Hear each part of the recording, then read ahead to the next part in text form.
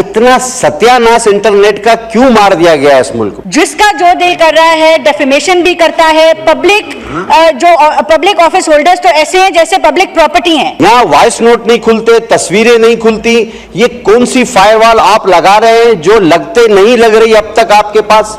हमारे ऊपर जो इल्जाम लगते हैं, जो जबान इस्तेमाल की जाती है, उसका यहाँ पे कोई कॉग्निजेंस नहीं है। अब तो ऐसा सत्यानाश कभी नहीं हुआ। अगर आप कहते हैं कि जी कैबिनेट डिवीजन जिम्मेदार है, तो मैं नहीं चाहूंगा कि मैं वजीर आजम साहब को इसका जिम्मेदार ठहराऊं। आप कहें कि हम खुद जिम्मेदार हैं। मैं नहीं चाहता कि लीडर ऑफ हाउस तक बात जाए। तो मेहरबानी करके सर, इतनी बदहाली मैंने किसी वजारत की कभी जिंदगी में नहीं देखी जो कारकर्दगी इस वक्त इनकी है। जी बोले सर। शुक्रिया। मेरा माइक भी एक्स की तरह बंद हो गया था सर। बात ये सर, सद एहतराम मुझे इस बात पर है कि ये कैबिनेट डिवीजन में ही आता है, लेकिन हम अक्सर और बेशतर देखते हैं कि minister of state on behalf अक्सर प्रेस कॉन्फ्रेंसेस भी करती रहती है और सहाफ़ियों के सवालात के जवाबात भी देती रहती हैं। इस बारे में वो अपने वज़ाहती बयानात भी देती रहती हैं। तो उनकी मौजूदगी में हमारा ख्याल था कि शायद वो ज़्यादा बेहतर जानती हैं कि आया इतना सत्यानाश इंटरनेट का क्यों मार दिया गया है इस मुल्क में। आप एक्स उठा लें, आप वाई उठा लें, आप जेड उठा लें, यहाँ वॉइस नोट नहीं खुलते, तस्वीरें नहीं खुलती। ये कौन सी फायरवॉल आप लगा रहे हैं जो लगते नहीं लग रही अब तक आपके पास?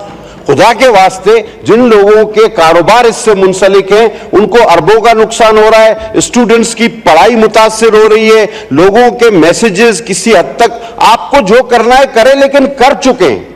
अब तो ऐसा सत्यानाश कभी नहीं हुआ। अगर आप कहते हैं कि जी कैबिनेट डिवीजन जिम्मेदार है, तो मैं नहीं चाहूंगा कि मैं वजीर आजम साहब को इसका जिम्मेदार ठहराऊं। आप कहें कि हम खुद जिम्मेदार हैं। मैं नहीं चाहता कि लीडर ऑफ हाउस तक बात जाए।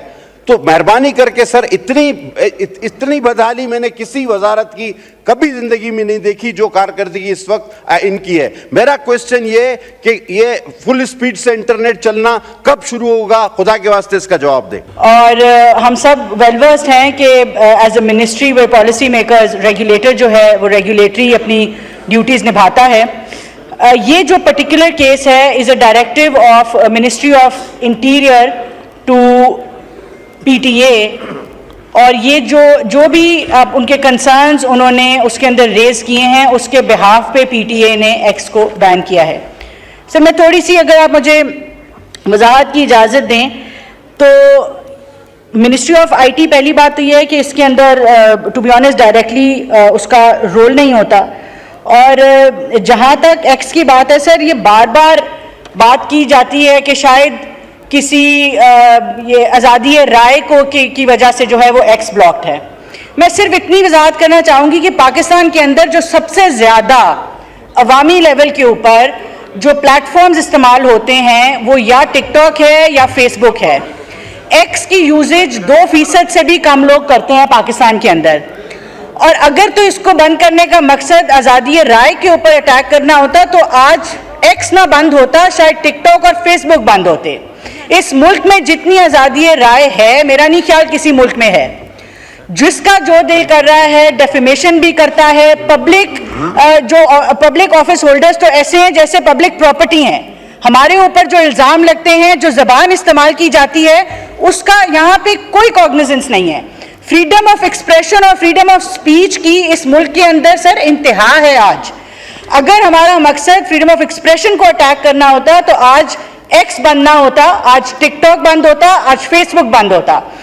Having said that, ministry of interior की जो भी कंसिडर्ड ओपिनियन है that goes directly to the regulator which is PTA, और PTA उसके बाद कंटेंट के ऊपर इम्प्लीमेंट करता है जो भी उनके ऊपर डायरेक्टिव आए। बहुत शुक्रिया।